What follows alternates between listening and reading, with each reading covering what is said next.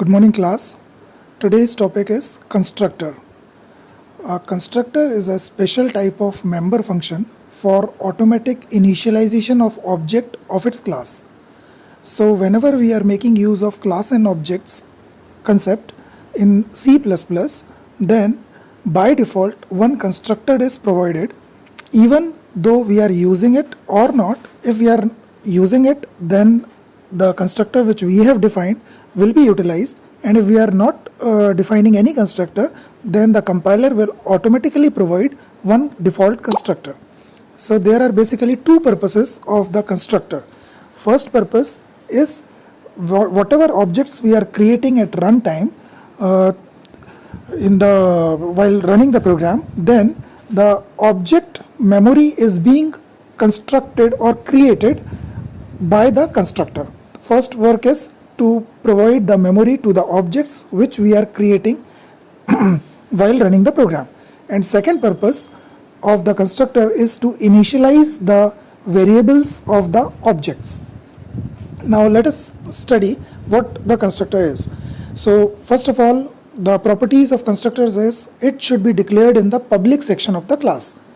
Second, they are invoked automatically when the objects are created.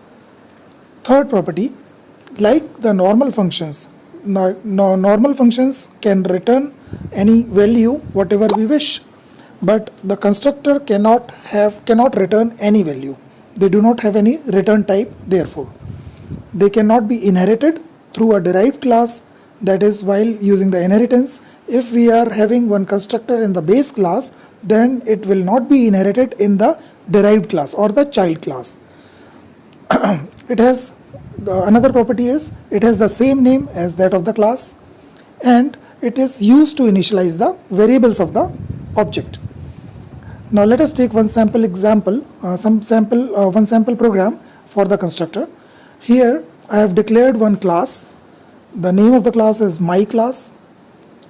Then, as you all know, the bracket open, the syntax of the class is bracket open, in the last bracket close, and semicolon will be put it after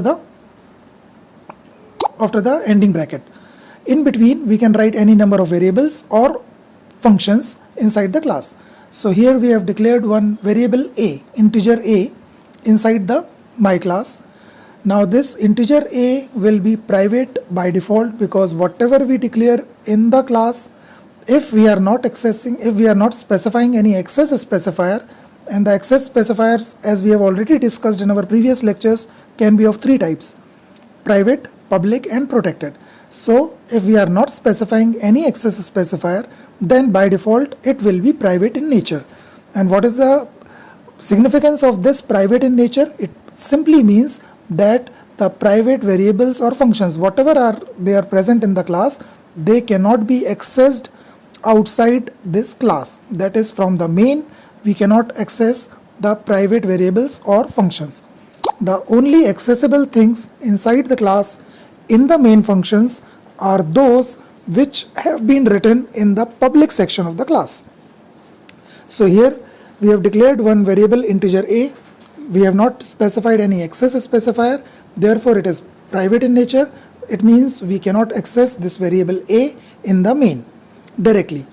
However, all the private variables and functions can be accessed by the member functions of that class. Now here we have declared one function, my class, we have declared one constructor, my class, which is public in which has been specified in the public section. So just see the property number 1 in the constructor. It should be declared in the public section of the class. First property. Second,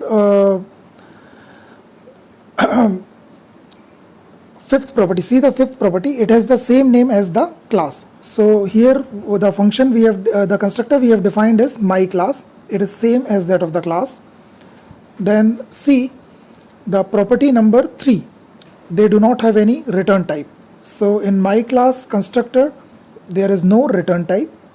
It can, however, contain certain arguments which can be passed here, because the constructor is also used to initialize the variables. The property number 6. So this my class constructor now come inside the my class constructor. Here we have initialized the variable a equal to 3. Now this a, which is a private variable of this class, can be accessed inside any member function or the constructor.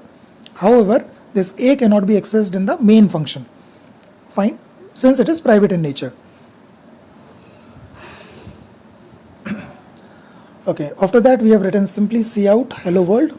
This will be displayed in the screen, and after that we have cout variable a. So output will be a hello world first line, and second line a is equal to 3. This will be the output of this constructor. Now in the main we have not done anything. We have simply declared one object of type my class. That's it. My class space and then the variable name. Here I have given the variable name as my obj. So this has become my object of this class, my class.